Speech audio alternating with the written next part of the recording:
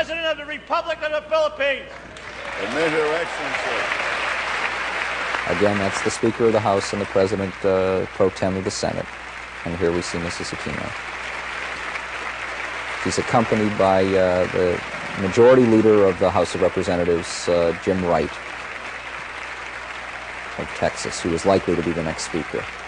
And other congressional leaders. There's Senator Robert Dole right behind her. He's the Majority Leader of the Senate, and on his right is the Minority Leader, the Democratic Leader, Robert Byrd of West Virginia.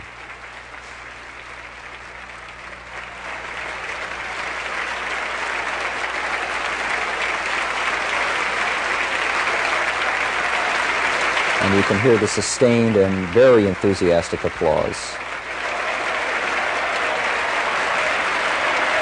This is much more than the usual reaction that a leader would get coming into the chamber. For many of them, I think this is the first time they're going to see Mrs. Aquino in person. No question, for the vast majority of them. And that is a real show of emotion that you can see out there. And that's coming across the board, Democrats and Republicans, liberals and conservatives. You can almost feel it.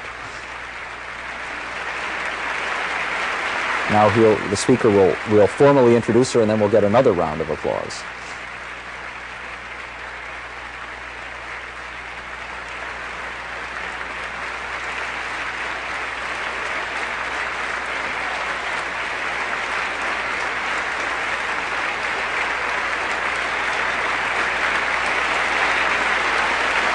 That's quite a long round of applause for President Aquino. Oh, I think it's very, very important to stress that. I've seen a number of these where we've had foreign leaders come before the Congress, and you'll get applause. It's nice. It's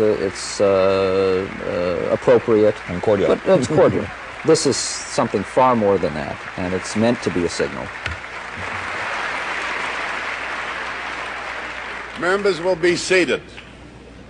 Members of the Congress, it is my great privilege, and I deem it a high honor and personal privilege, to present to you Her Excellency Corazon C. Aquino, President of the Republic of the Philippines.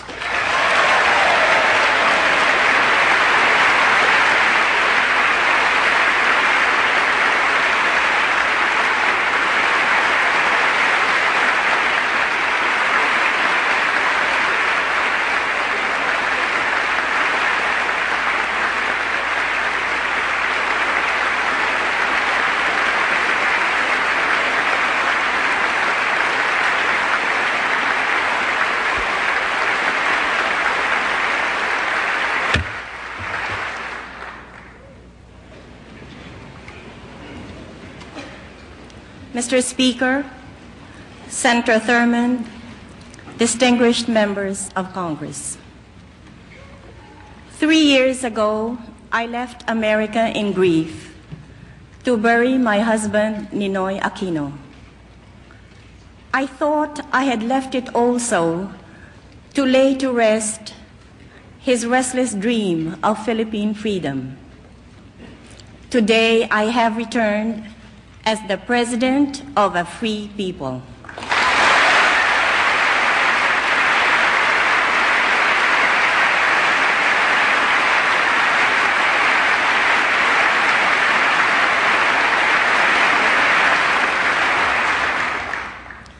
In burying Ninoy, a whole nation honored him by that brave and selfless act of giving honor.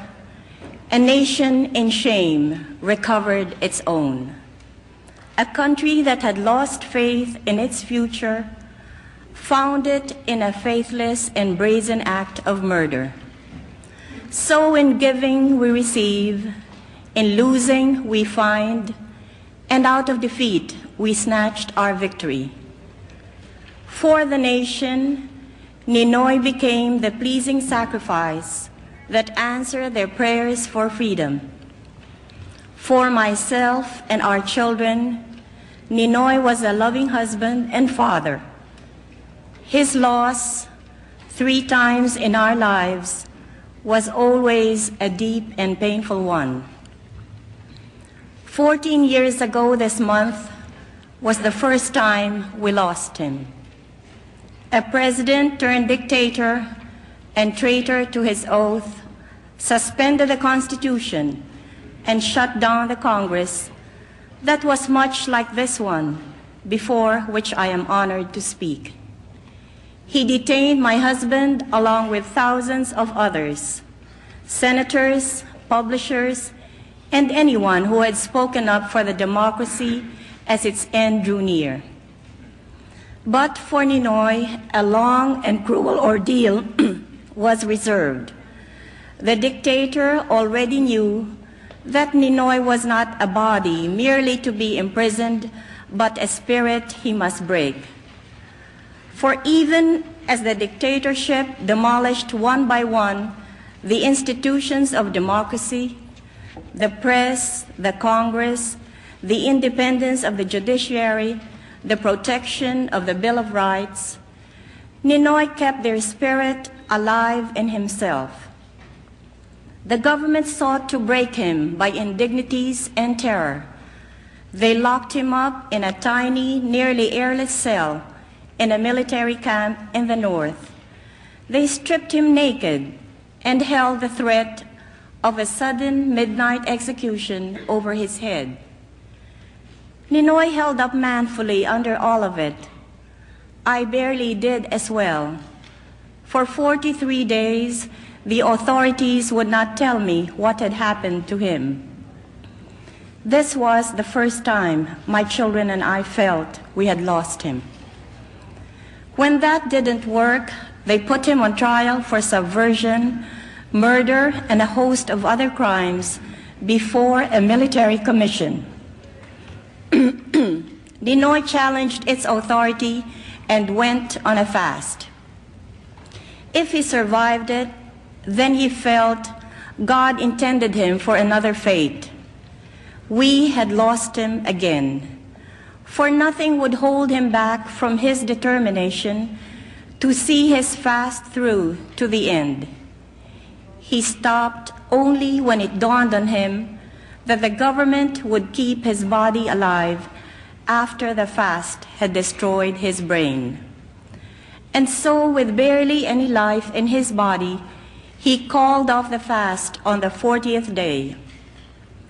God meant him for other things, he felt. He did not know that an early death would still be his fate, that only the timing was wrong. At any time during his long ordeal, Ninoy could have made a separate peace with the dictatorship, as so many of his countrymen had done. But the spirit of democracy that inheres in our race and animates this chamber could not be allowed to die.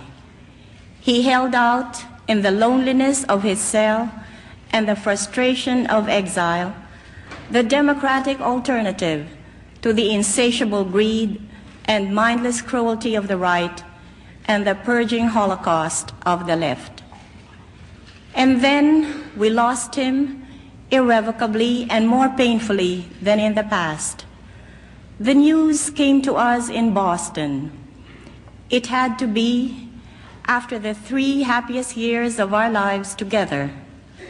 But his death was my country's resurrection in the courage and faith by which alone they could be free again.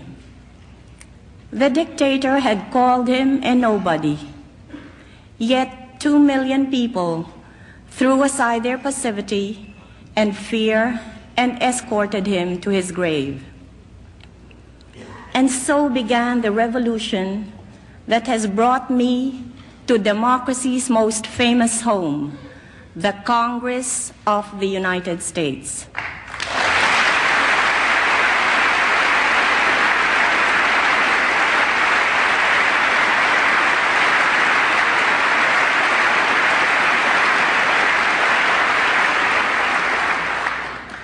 The task had fallen on my shoulders to continue offering the democratic alternative to our people.